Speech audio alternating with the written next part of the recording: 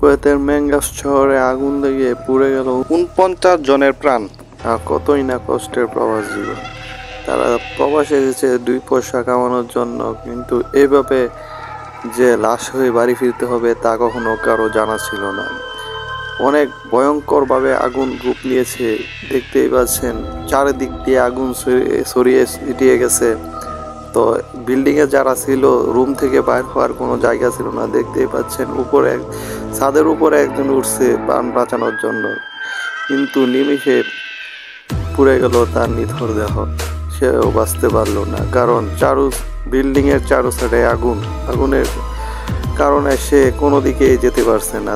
তাকে যে উদ্ধার করবে কিন্তু ওই সুযোগটাও নাই, কারণ বিল্ডিংয়ের চারিদিকেই আগুন।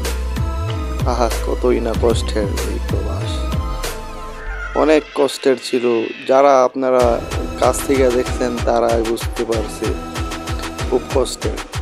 নিমেষে পুরো আগুনে পোড়া যে কত কষ্টের, যারা পুড়ে তারাই বুঝে। তো আমরা সবাই তাদের জন্য দোয়া করব।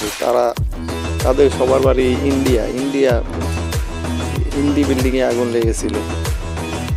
অনেক কষ্টকর ঘটনা। নিমেষেই পুড়ে রইল তাদের নিধের ব্যাপার।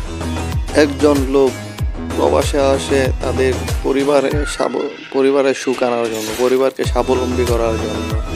কে জানতো এই লাশ হয়ে বাড়ি ফিরতে হবে? কেউ জানে না।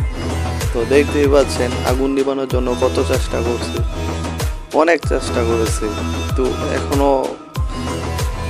অনেক লোক মারা গেছে। প্রথমে মারা গেছে 40 জন, হাসপাতালে ভর্তি করানো হয়েছে আরো 40 জন, ওইখান থেকে 10 জন নিহত হয়েছে।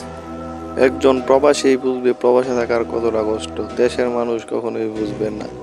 প্রবাসের মানুষ কষ্ট করে টাকা ইনকাম করে পরিবারের সুখের জন্য প্রতি মাসে টাকা পাঠায়, কিন্তু কতটা কষ্টদায়ক করে একজন প্রবাসীতে কাজ করে তা কেউ কখনো বুঝতে চায় না।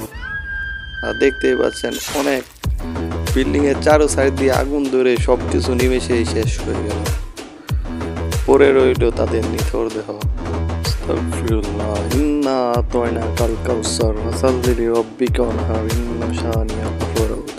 আল্লাহু আকবার, আল্লাহু আকবার, আল্লাহু আকবার, আল্লাহু আকবার।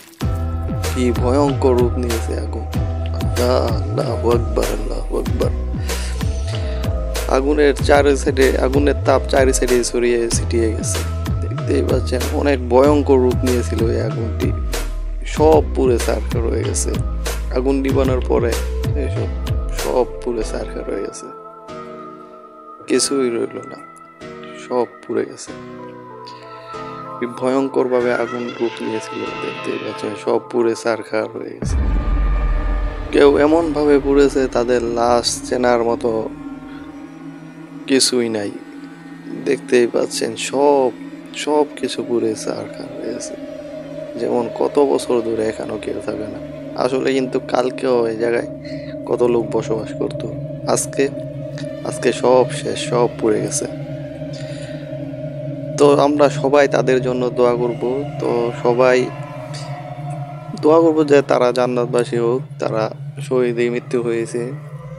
দেখেন কত কষ্টে চারপাশে বিল্ডিং, 5 বিল্ডিং আগুন লাগছে, তার চারি সাইড দিয়েও তো আছে, ক্যান্টিন আছে, সব জায়গায় আগুন লেগে সব পুড়ে গেছে।